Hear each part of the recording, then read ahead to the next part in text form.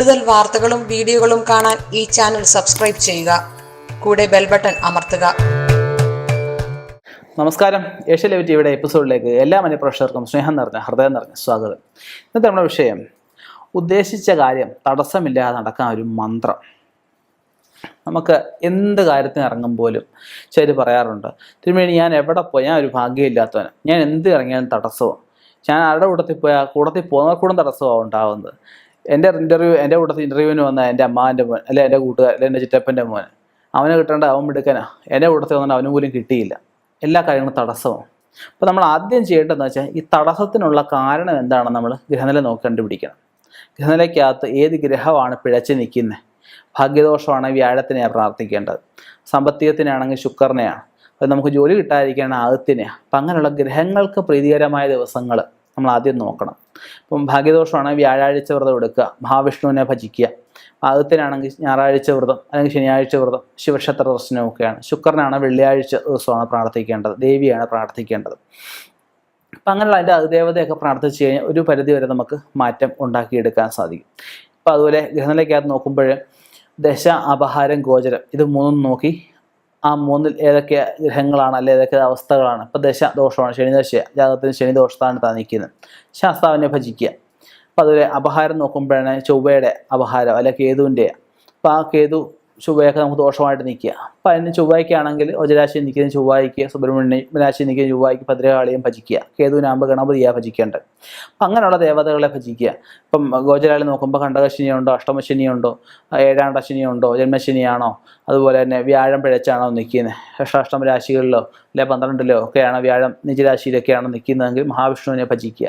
അപ്പം ഇങ്ങനെയുള്ള കാര്യങ്ങളൊക്കെ നോക്കിയതിന് ശേഷം നമുക്ക് കവടിയും കൂടെ വെച്ച് തടസ്സത്തിന് എന്തെങ്കിലും ശത്രുതാ വിഷയങ്ങളോ, നമ്മൾ ചെയ്തേക്കുന്ന ദോഷങ്ങൾ എന്തെങ്കിലും ഉണ്ടോ, അല്ലെങ്കിൽ നമുക്ക് ചെയ്തേക്കുന്ന ദോഷങ്ങൾ എന്തെങ്കിലും ഉണ്ടോ, നമ്മളെന്തെങ്കിലും വഴിപാടുകളോ മറന്നു കിടക്കുന്നത് മൂലമുള്ള തടസ്സങ്ങളാണ് നമുക്ക് ഉണ്ടാകാവുന്നത്. അതൊക്കെ വിശദമായിട്ട് ജ്യോതിഷത്തിൽ ചിന്തിച്ച് അതിനുള്ള പ്രതിവിധികളെല്ലാം കണ്ട ശേഷം ഞാൻ ഈ പറയുന്ന മന്ത്രം സ്ഥിരമായിട്ട് നമ്മളൊന്ന് ജപിച്ച് നോക്കിയാട്ടെ. തീർച്ചയായിട്ടും 100% നമുക്ക് തടസ്സങ്ങൾ, അത് വർഷങ്ങളും മാസങ്ങളും ഒന്നും എടുക്കില്ല, നിങ്ങൾക്ക് 21 ദിവസം കൊണ്ട് തീർച്ചയായും മാറ്റം നിങ്ങളുടെ ജീവിതത്തിൽ അറിയാൻ സാധിക്കും. ഈ പറഞ്ഞ ദോഷങ്ങളൊന്നും ഇല്ല എങ്കിലേ മന്ത്രം ജപിച്ചാൽ നിങ്ങൾക്ക് പ്രയോജനം ഉണ്ടാവുള്ളൂ. ദോഷങ്ങൾ കിടപ്പുണ്ടെങ്കിൽ അത് പരിഹരിച്ച ശേഷം എൻ്റെ അടുത്ത് തന്നെ വരണമെന്ന് ഞാൻ പറയില്ല.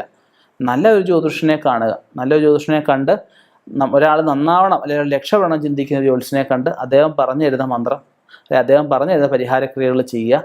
വിധിപ്രകാരം കർമ്മങ്ങൾ കുറവുകളോ പിഴവുകളോ കൂടാതെ ചെയ്ത് കഴിഞ്ഞിട്ട് ഈ മന്ത്രം ജപിച്ചോളൂ, തീർച്ചയായിട്ടും ഗുണമുണ്ടാവും. അപ്പം ആ മന്ത്രം എന്ന് വെച്ച് കഴിഞ്ഞാൽ ഓം വക്രതുണ്ട മഹാകായ സൂര്യകോടി സമപ്രഭ നിർവിഘ്നം ഗുരമേ ദേവ സർവകാര്യേഷു സർവത.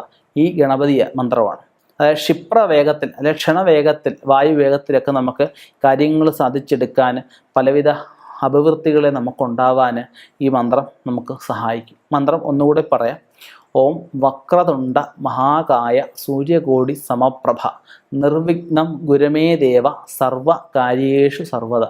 ഈ മന്ത്രം ഒരു 11 പ്രാവശ്യം, പറ്റുമെങ്കിൽ 21 പ്രാവശ്യം, 21 ദിവസം രാവിലെ ശുദ്ധവൃത്തിയായിട്ട് വന്ന് കുളിച്ച് വന്ന് നമ്മൾ കിഴക്കോട്ട് ദർശനമായിട്ട് ഉദിച്ചു വരുന്ന ആദിത്യ ഭഗവാനെ നമ്മൾ നോക്കിക്കൊണ്ട് ഈ മന്ത്രം ജപിച്ചാട്ടെ.